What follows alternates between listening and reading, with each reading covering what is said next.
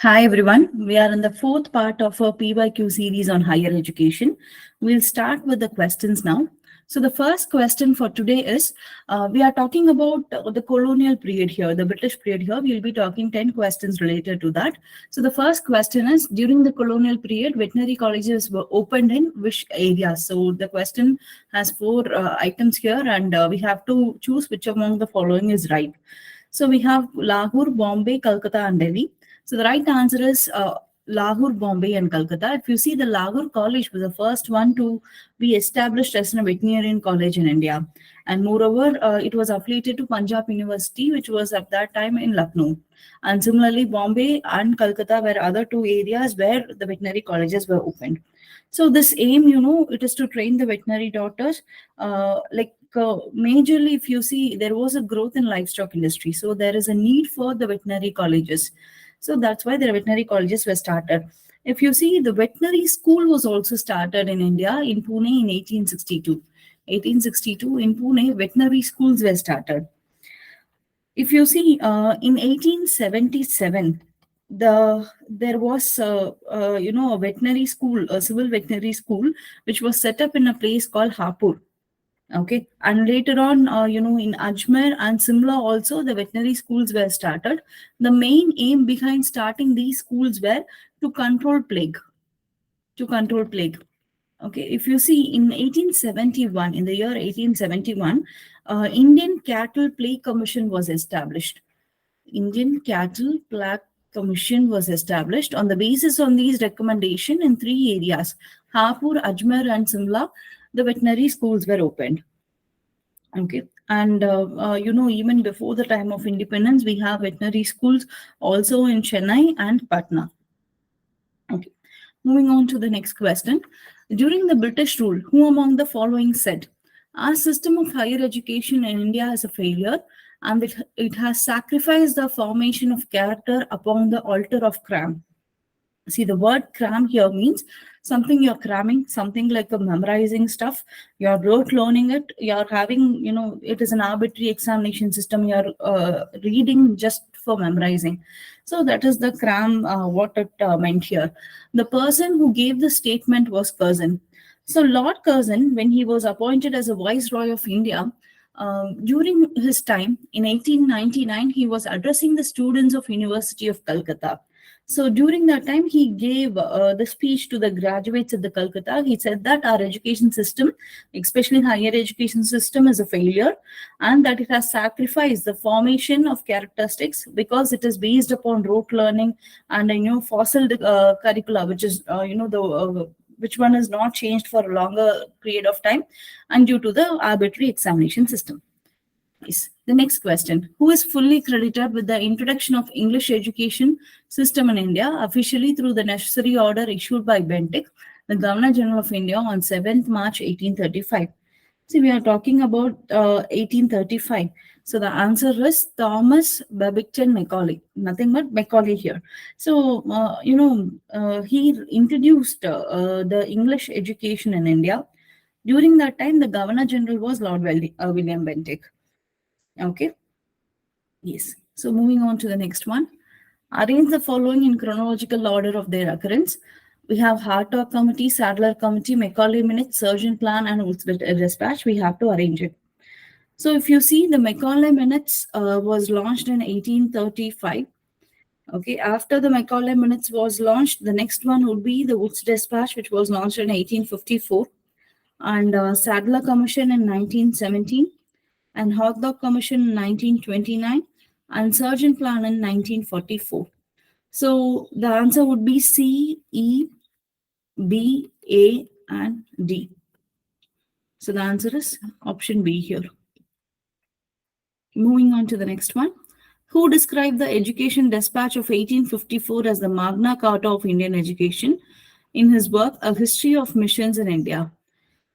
Magna Carta, the word Magna Carta is used to denote the official rights which were given to the people in UK.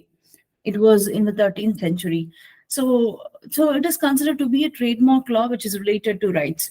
So now the Woods Dispatch, okay, or the Education Dispatch of 1854 is called as the Magna Carta by J. Richer. So J. Richer, in his book A History of Missions in India, he described Wood's dispatch as Magna Carta of Indian education. Moving on to the next question. As a result of Wood's dispatch, which of the following universities were established in 1854? Okay, this was one of the most repeated questions. Either in one form or other, the question is asked. Either they will be asking you, in Calcutta, Bombay, and Madras, due to which among the following missions or result it was established. Nearly 4 or 5 times a question related to this in different form were asked. So the answer is, the three presidencies of India.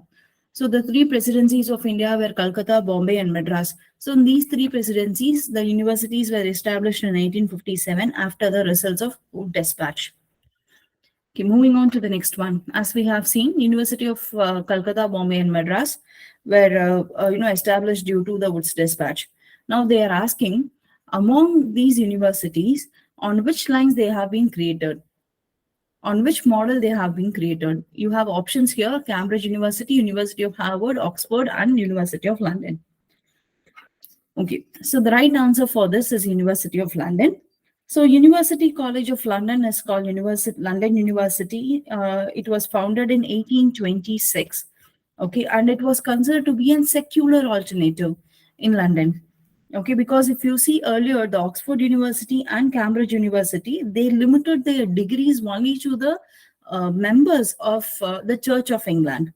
Okay, so as an alternative to them, the London University was created as a secular one. So depending upon the model of London University, the Bombay, Calcutta, and Madras universities were created. Moving on to the next one.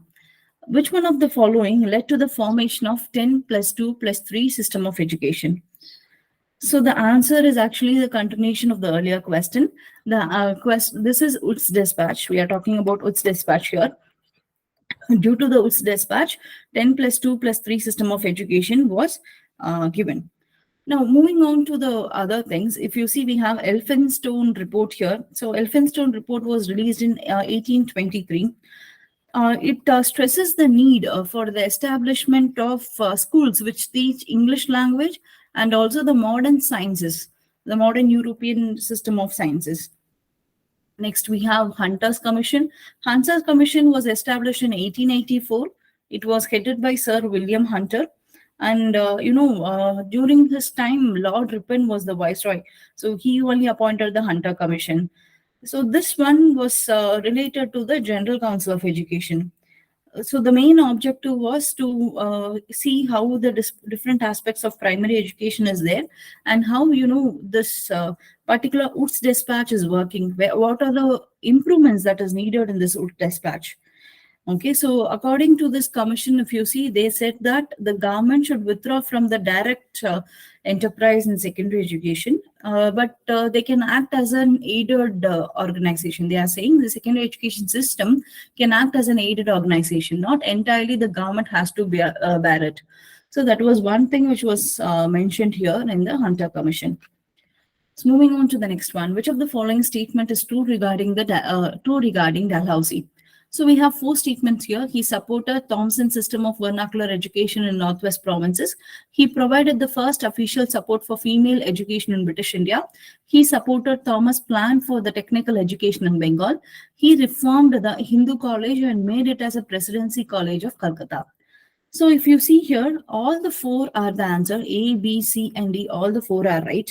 See, during Dalhousie's time, he was known for his various reforms, but we are going to see only the education reforms here. In 1853, he supported the Thomson system of vernacular education, so which covered the whole of northwestern provinces, some parts of Bengal, and also Punjab. Okay, and after certain modification, it was also used in Bombay and Madras. I will say what is this Thomson, who is this Thomson actually. And similarly, during his period was the Wood's dispatch, which was created. And not only that, he gave some voluntary efforts, like he gave some grants and aids voluntarily to the states for popularizing the education system. And he also said that there should be a director of public examinations or like public education instruction was to be appointed in each province. a director of public instruction, DPI, has to be appointed in each province. So that was one of the recommendation during this time which which he gave. Okay. And coming, all these are right. Okay, so there is no issue with that. We need to also know about this Thomason. So Thomason, if you see, he is actually he was appointed as the governor for the lieutenant governor, actually, lieutenant governor of Northwestern provinces in 1843. So his full name was James Thomason. He was appointed in 1843 for the Northwestern province. He held his office till 1853. So during his tenure, what he did was he wanted to increase the vernacular education.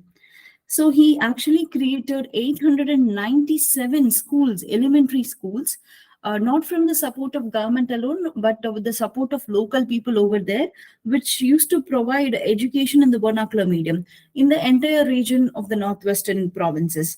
Okay, and later on, if you see, he wanted to create a civil engineering college to train personnel for the irrigation as well as the public works department. So depending upon his suggestions, if you see, there was one college which was created in 1847. This college was called as the Rookie College, and it was the first college for civil engineering in India. And during his time of creation, this college has trained the people who are working in the Ganga Canal, the Ganges Canal. Okay, and later on in 1854, so this Rookie College was renamed as Thomason College of Civil Engineering.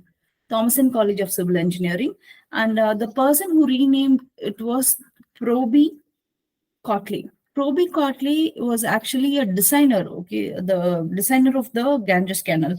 So he, on the memory of Thomason, he named it as Thomason College of Civil Engineering. So this college is nothing else than the IIT which we know today, the Indian Institute of Technology, Roorkee.